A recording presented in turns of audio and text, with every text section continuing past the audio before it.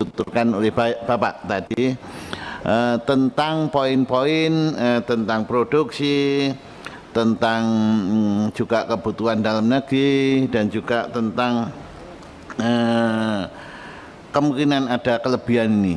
Nah, dan juga ada beberapa permasalahan yang dilontarkan. Yang pertama tadi adalah dengan adanya NPWP yang tidak dipunyai. Kemudian yang kedua juga adanya harga yang aturan yang selalu berubah. Ini. Nah, meninjau ini Pak, saya ingin mendalami permasalahan ini biar nantinya kita klop. Yang pertama tentang NPWP. Kalau suatu usaha, apalagi usaha besar ini kayaknya kok nggak mungkin Pak, dia nggak punya NPWP.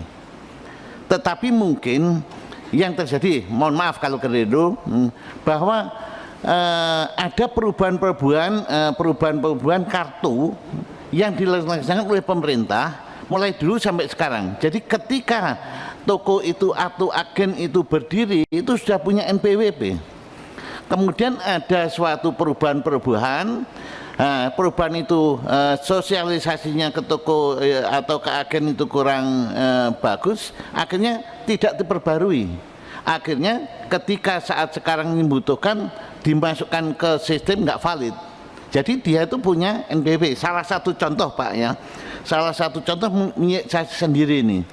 Saya dapat kartu NPWP itu tanggal 10 bulan 5 99 tahun 99 yang lalu, dan itu kita gunakan terus, dan saya setiap tahun bayar pakai itu, nggak ada masalah.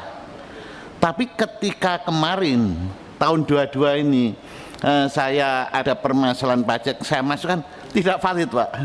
Jadi seolah-olah saya itu nggak punya NPWP.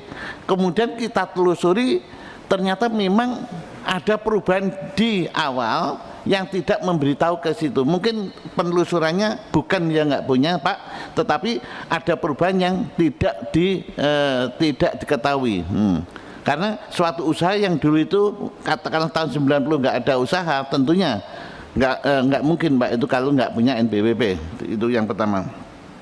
Yang kedua tentang itu tadi Pak, Bapak juga menyampaikan adanya konsentrasi aturan yang berubah-ubah. Pak Ketua juga mengatakan sampai 10 kali, Bapak 11 kali, dan kitab sucinya pengusaha itu adalah konsistensi aturan sehingga bisa memprediksi lajunya ke depan. Nah, dari sini mohon maaf Pak kalau analisa saya keliru, dengan adanya harga yang fluktuatif itu, mestinya yang Bapak katakan 1 juta kelebihannya, ini pemainnya akhirnya bukan hanya, sekali lagi bukan hanya produsen-produsen, tetapi pedagang-pedagang kecil yang punya gudang 1 kamar itu bisa bermain karena aturan yang selalu berubah.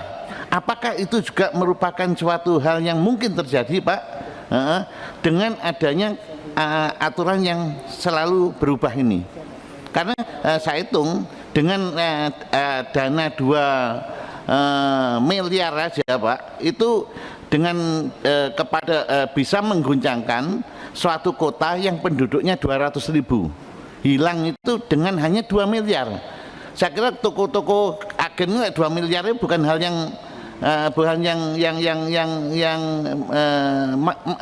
mahal mengumpulkan, apalagi 2 miliar dibagi keluarganya menjadi 4 toko, kan 500-an juta, bisa mengguncangkan satu kota yang penduduknya 200.000.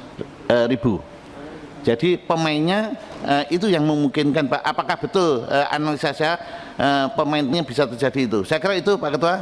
Terima kasih. Wassalamualaikum warahmatullahi wabarakatuh. Terima kasih Pak Endo. Selanjutnya Profesor Dr. Doang.